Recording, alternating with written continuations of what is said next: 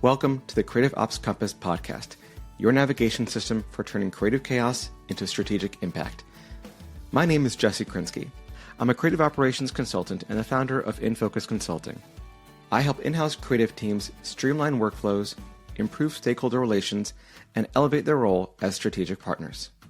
That opportunity to take a creative risk is just less common time over time. But that creative risk is that thing that helps you demonstrate what your values are, your val props are, and that sort of validation, right, of what you're all about.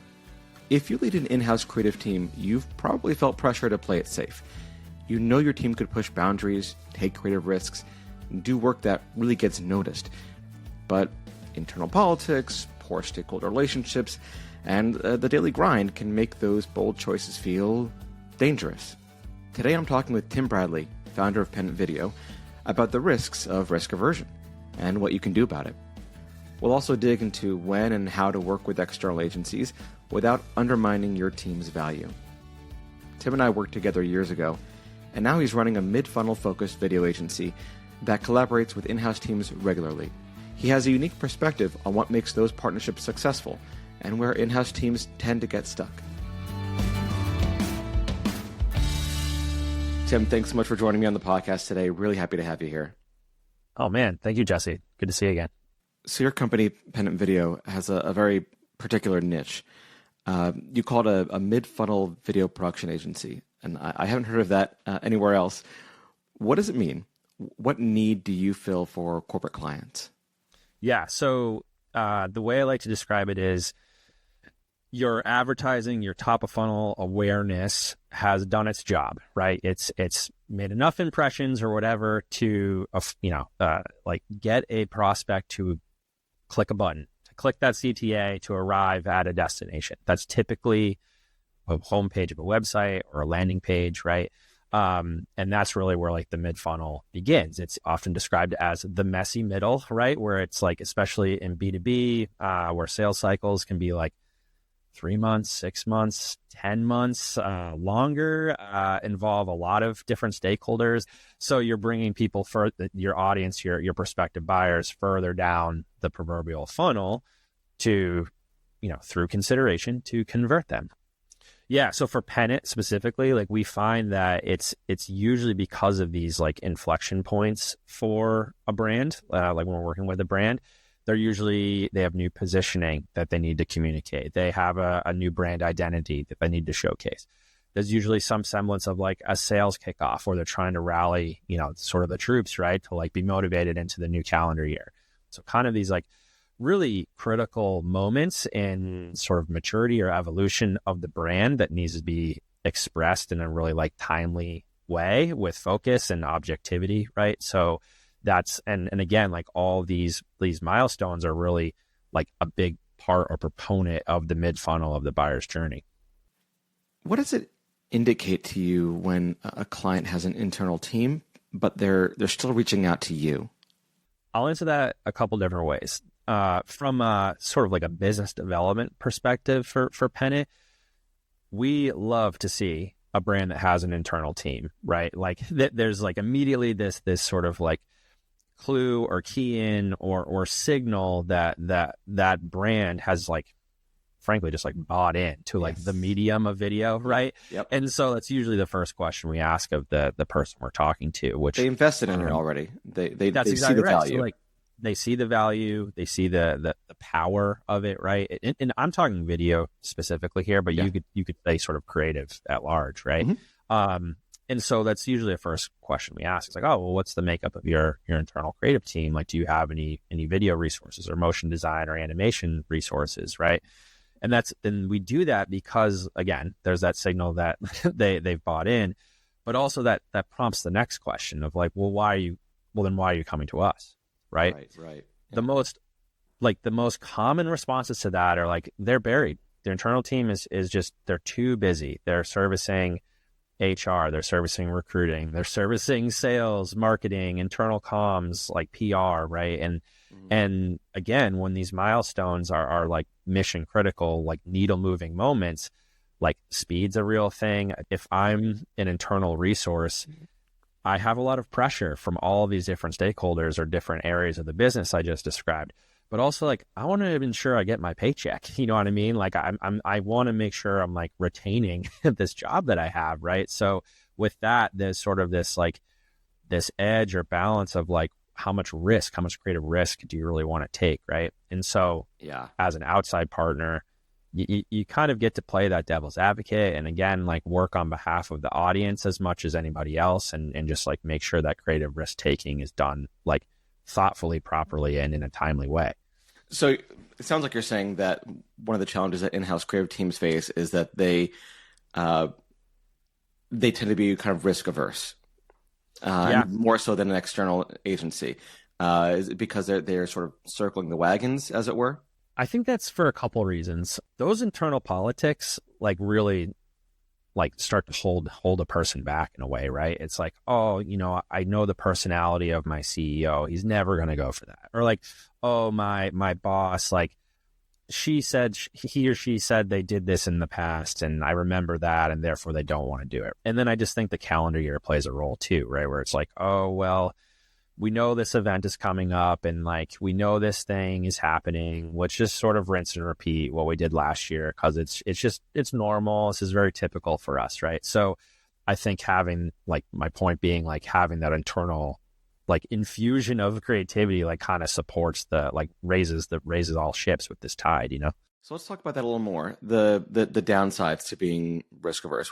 I think I would say that tendency to risk aversion is not just on the team side of the teams, it's also typically on the stakeholders, right? Inertia plays a huge role in this, right? I think I would say, you know, inertia is such a powerful force in physics, but also when it comes to professional and personal relationships, that it is easier sometimes to just kind of fall back on what has worked in the past. But what do you see as some of the downsides of doing that? Yeah, inertia is a great word. I hadn't really considered it like that. Like, and I the word I often use is like complacency, right? Like it just happens sort of naturally, you know? It's like, oh, well, the excitement of doing it once is one thing, and then like doing it twice, doing it 3 times. So again, it just kind of depends on how long the person or the team's been in the role, both from a creative POV, but also like from a marketing or even leadership, right?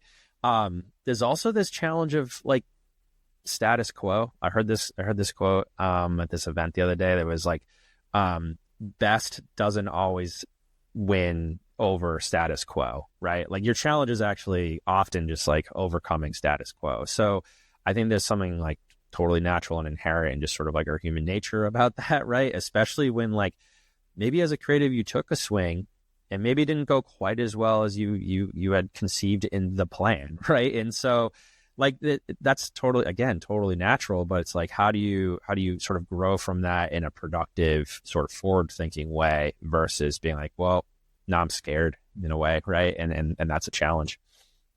I have this saying I've been using recently, which is safe wins the meeting, creative risk wins the audience, right? So I think there's really like something very simple and powerful about that. It's like the people inside the 4 walls, like they're working through the mechanics and pressures of the business inherent. And so that opportunity to like take a creative risk is just less common time over time, right? But that creative risk is that thing that helps you differentiate yourself from competition, to help you like demonstrate what your values are, your val props are, and that sort of like, or that like validation, right? of what you're all about. And I'll add that oftentimes I've seen when in-house creative teams do want to take a risk, it's not taken so well necessarily by their in-house stakeholders. I have seen that stakeholders tend to be more open to different ideas from external teams, which is not necessarily a bad thing. It's just something that is common. So I'm curious, what's 1 or 2 practical things that you think an in-house creative team leader can do to encourage more of the creative risk taking on their team? I think some of it is like the day-to-day habits, like of like exploring what the sort of like immediate competition is doing, but also what's the sort of creative landscape at large doing? Like even outside of your specific industry, like you're creative, you can understand the mechanics of like, oh, well, if I reverse engineer this, this is how they did it. Or like, oh, I see how they approach this topic, like directionally different, or, the writing is different, right? Or just, and by different, I mean just different from what we're commonly currently doing, right? And now you have the responsibility of like filtering what that really means to your stakeholders, right? And like see like helping better define what success is, right?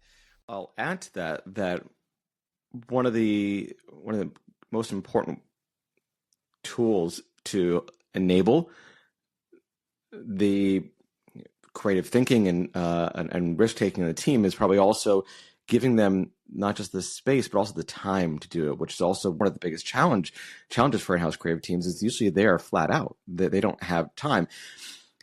But having some dedicated, protected time to work on things that are not project-based, that are not necessarily, even connected to any kind of ROI or any KPI at all, that the team or the organization might have, is very valuable. I just gave this example recently at a conference where Post Notes and Gmail both came from this protected time that 3M and Google gave to its employees to come up with new ideas that didn't need to be tied to any existing project. These were sort of just passion projects that ended up generating billions of dollars for the companies, right? So there ends up being a major ROI of this protected time, not for every project, every aspect of course, but that's the creative process. You don't necessarily know where things are gonna. You don't necessarily know what will come out from the beginning of it, but allowing that time is difficult, but can be very valuable. Oh, 100%. And at my old agency, we had these dedicated days per month that was just like, cool, this is our day to like do creative expression, hone in on craft, do a little bit of that research, like just sort of like find center again from a creative seat. I also have found a lot of successes with like creative retreats, right? Where it's like, okay, cool. If we can't find it in the sort of month over month rhythm of the business, like let's assure a couple days that it's like the creative team can like get out of their sort of day to day and be like, great, what are the things that like not only sort of like help us find sort of like the motivation and the confidence again, but also what are we seeing as trends? Like what's that bit of sort of professional development that could be infused to like assure the creative of these in-house teams is being like taken care of and acknowledged and just like has the opportunity to benefit the whole business at the end of the day. Let's talk a little bit more about collaboration. When you've seen internal and external teams work well together, what made the difference? Yeah, so when we're talking about a new client, it's usually like, hey, our internal team tried this thing and couldn't do it because of XYZ, or like, hey, our internal team is out of bandwidth and the deadline like sucks for everybody at this point, right? Because it's like, you don't have the luxury of a normal timeline. It's usually compressed to whatever, the time has lapsed. And so when that happens, it's tough because it's like, we're not trying to come in and like swing big creative around to be like, whoa, we're better than your internal team, right? It's like, no, we all have the same goals and mission here, which is like define and create successful projects or campaigns on behalf of the brand that then in turn like is your success internal creative team, right? So a lot of that like friction we try to absolve immediately with like, okay, great. We're usually talking to a product marketer, for example, first, right? They've come to us with this challenge, this goal, this initiative. Great. We want to talk to that creative director immediately. Like that's like the first person we want to talk to just like assure we're marching to the same beat as far as just like tone, aesthetic, mood, identity, etc. But also build some rapport immediately, right? To show that like, well, we're also in this with you. Like we're not trying to come in and like make y'all look bad. If anything, we want to make sure that the work that we're creating is not only like doing the thing it needs to do from a goals perspective, but also like, where can we help you push the creative envelope a little bit that you've had that sort of like internal friction from a stakeholder standpoint, right? And so it's like, get that collaboration on like where does the brand want to go early and often, right? So certainly marketing teams, the internal stakeholders are sometimes the people who are sourcing external agency partners, but sometimes it's also the in-house creative team, either because they don't have the capacity or the capability for a certain project. So when the internal creative teams are looking to work with an external partner, when they're evaluating them, what do you think they should be looking for? Yeah, man, I love that question, because it's like, as a creative, you immediately want to be like, ooh, what's like the prettiest looking thing, or like what's the most sort of like eye candy, right? And that's all well and good and has merit, don't get me wrong, but I think from a partnership standpoint, it's like, sure, familiarity with the industry or whatever is certainly helpful, but it shouldn't be the be all end all. You actually kind of want to see that like variety in portfolio, or at least in like various industries you can understand the Venn diagram of, right? But I think it's also like in the specificity of the sort of asset, tool, deliverable, whatever like word you want to use, that's like the goal of this thing, right? So again, if it's like a product launch, it's like, great, let's look for a partner that is really well versed, if not has deep expertise in product launches, right? So because they will understand the things that are ethereal, like timeline, like how the product is probably not built yet, and just sort of like the things that are hard to describe unless you've like lived them again, right? So you want to look for that depth in craft, but also just like the understanding of the nuances of the types of work you're trying to deliver. So to play devil's advocate, I think there's an argument to be made also that let's say your company is a SaaS company, and you look at the external agencies' work, and you don't really see anything from that industry. Most of the stuff there is life sciences or manufacturing, things like that. But what you're looking for, what is really important, is not necessarily a deep understanding of software as a service, but real deep human interest stories for something like that. So in that kind of circumstance, how important is it still important that they really understand, the SaaS industry, or that they know how to take a brief and ask probing questions and things like that to get to the core of a story? So how important is it in a circumstance like this? Is it always important that the agency, the external partner, deeply understand your industry, or are there other aspects that are important to focus on as well? And what kind of questions should the internal partner be asking to really see, is this the right partner for this particular kind of project? Yeah, you're gonna love my answer, which is it depends. But what I'll really answer with though is like, yeah, of course you can look at a reel, or like an agency or a studio's reel, to see this sort of best eye candy, but great, like they're comfortable with the sort of production value. That's like easy box check. Yeah. From there, it's like, all right, seeing some full work or full understanding of the type of work you're trying to produce, because what you're really looking for there and trying to get under the hood further is process, right? Like, how is the process? How's the experience of this thing going to be, right? Like, how much sort of like pain do I need to live to like assure this thing stays on, not just on time, but like the milestones are good and the stakeholders along the way are also satisfied and have good experience, right? So to your point about like industry expertise, then this is where it depends, is like, well, are you asking this external partner, which is often in our case, is like to do the work from script to screen? Because like if you need them to start like from concept and to come in with like knowledge of this audience that you're trying to sell to, like that's very different than like what you also sort of alluded to, is like, well, we're coming with a brief and we're already sort of written a script, and it's sort of like the sort of like skids are greased, or whatever the phrase is, right? So that's where I would say it. So I want to for a second have you put on another shoe. So if you were leading an internal creative team today, what's one thing that you'd want to focus on to increase the team's strategic value to the organization?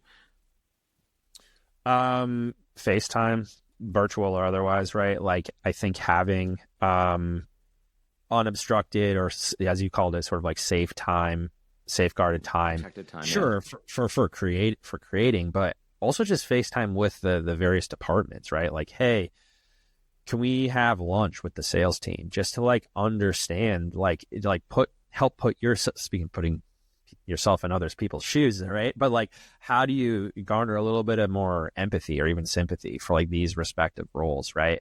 Just helps you get a greater understanding of like the different prongs of this business and like where intentions all are, and also just like where you kind of have your internal champions, right? Like everyone needs their internal champion. So like this is such a great way to do that, is over those casual coffees and lunches, sure, but also like constructive meetings. So if I'm leading that creative team, it's like, hey, let's do a little bit of an internal roadshow and like show the things we're doing sort of across departments, or like what we're seeing in the creative landscape at large, or showing like what we're seeing our competitors do, and like have a sort of a healthy dialogue, of just sort of like reality expectation settings. You know what I mean? I think that's only healthy in the sort of quarter over quarter beat of the business.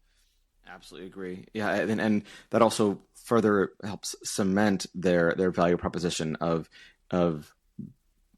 being able to deeply understand the nuances of the organization that an external team wouldn't have, at least not immediately.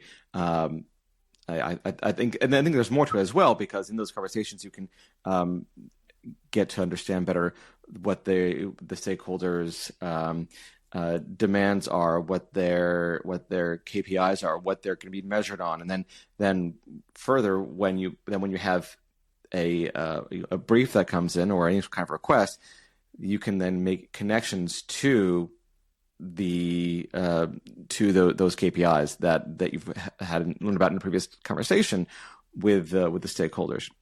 Yeah, absolutely. I think there's two other quick things it does. Like, one is it builds that little bit of trust over time, right? Like the little seeds of trust, right?